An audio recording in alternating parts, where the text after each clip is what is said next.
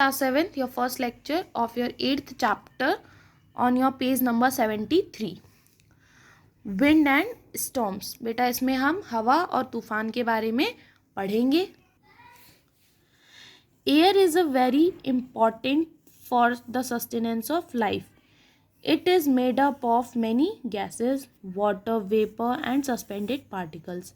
A thick layer of air surrounds the earth which is called atmosphere. बेटा जो air है वो हमारी लाइफ की प्रोसेस के लिए बहुत ही इम्पॉर्टेंट रोल प्ले करती हैं. ये बहुत सारी गैसेस, वाटर वेपर्स और बहुत सारे छोटे छोटे पार्टिकल से मिलकर बनी होती हैं, या फिर एयर में ये सारी चीज़ें मिक्सड रहती हैं, इनका मिक्सचर है.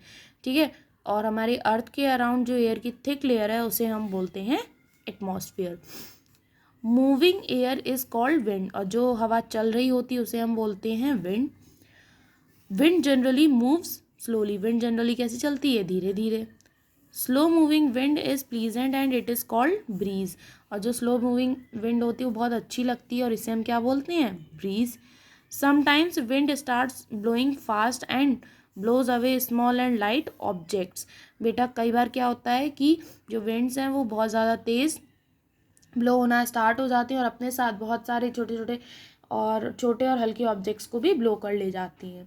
Sometimes wind is so strong and that violent that it uproots trees, destroys homes and other structures. और कई बार ये बहुत ज़्यादा हिंसक हो जाती हैं, बहुत ज़्यादा स्ट्रॉन्ग रहती हैं कि ये पेड़ उखड़ जाते हैं, लोगों के घर नष्ट हो जाते हैं और भी बहुत सारी चीज़ें बर्बाद हो जाती हैं.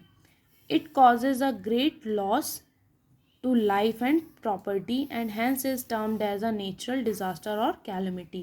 और जिसकी वजह से लाइफ और प्रॉपर्टी मीन्स जीवन को और जो भी प्रॉपर्टी वगैरह होती है उसको काफ़ी ज़्यादा नुकसान होता है और इसीलिए इसको बोला जाता है नेचुरल डिजास्टर या फिर कैलेमिटी मीन्स जो प्राकृतिक आपदा वगैरह आती है. ठीक है.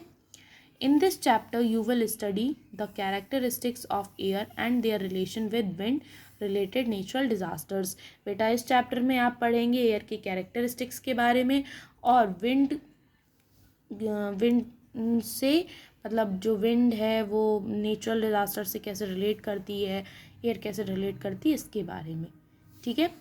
Wind direction and velocity. अब बेटा हवा की जो डायरेक्शन होती है कैसे ब्लो हो रही है और उसकी speed. Velocity basically speed. Wind direction is the direction from which it originates.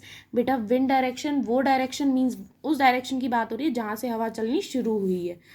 For example northerly wind blows from north to south. जैसे कि बेटा जो नॉर्थर्ली जो विंड होती है वो किधर से किधर ब्लो करती है? नॉर्थ से साउथ की तरफ. Wind vanes are commonly use to determine the direction of wind. बेटा जनरली किसका यूज़ किया जाता है? विंड वेन्स का यूज़ किया जाता है विंड की डायरेक्शन को पता करने के लिए होते हैं आपके विंड वेन्स. ठीक है. Now turn your page. To obtain an accurate reading, the wind vane must be located above the ground and away from the buildings, trees and other objects which interfere with true wind direction. बेटा सही reading के लिए means सही से speed उसकी पता करने के लिए, डायरेक्शन पता करने के लिए जो विंड वेन होते हैं वो ज़मीन से काफ़ी ज़्यादा ऊपर लगाए जाते हैं और पेड़ पौधों से, बिल्डिंग से दूर लगाए जाते हैं ताकि वो एग्जैक्टली रीडिंग जो है वो कर सकें. Wind velocity is the speed with which wind blows in a particular direction. It is expressed in kilometer per hour. R. बेटा जो विंड वेलोसिटी होती है, विंड वेलोसिटी विंड की वो स्पीड होती है जिससे कि वो एक पर्टिकुलर डायरेक्शन में ब्लो कर रही होती है और इसको हम लोग मेज़र करते हैं किलोमीटर पर आर में. जैसे डिस्टेंस को किलोमीटर में, टाइम को आर में, वैसी वेलोसिटी या स्पीड को किलोमीटर पर आर में. An anemometer is a device for measuring velocity of wind.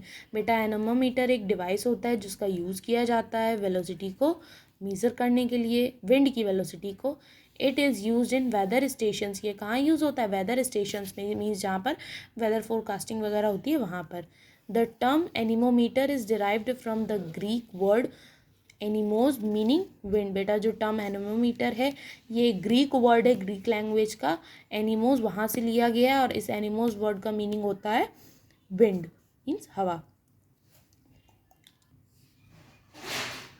Admiral Beaufort in 1805 invented the Beaufort scale, which was useful in estimating wind speeds through observation objects. बेटा admiral Beaufort एक scientist थे जिन्होंने 1805 में Beaufort scale का invention किया था, जो कि यूज़फुल थी विंड स्पीड को एस्टिमेट करने में, मीन्स अंदाज़न बताने में कि कितनी है।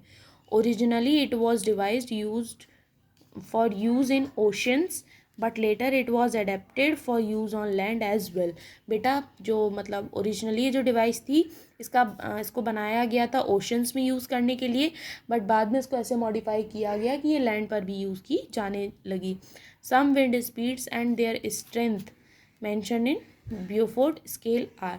बेटा कुछ जो आपकी स्केल जो स्पीड हैं और उनको हम क्या कहते हैं वो इसमें मेंशन किया गया है ब्यूफोर्ट स्केल में जो मेज़र किया गया था। ठीक है, यहाँ आपकी स्पीड लिखी, यहाँ आपकी स्ट्रेंथ लिखी है। तो 0 से 1 किलोमीटर पर आवर की speed calm air, 6 to 11 kilometre per hour की speed light breeze, 20 to 29 kilometre per hour की speed moderate breeze, 40 to 50 kilometre per hour की speed strong breeze, 51 to 61 kilometre per hour की speed moderate wind and 62 to 74 kilometre per hour की speed strong wind. ठीक है, आपका lecture यहीं पर complete होता है। Now note down your homework. बेटा पेज नंबर 81 पे डी पार्ट में क्वेश्चन नंबर 1 और 2 आप आपके रफ नोटबुक पे सॉल्व करेंगे। Okay, thank you class.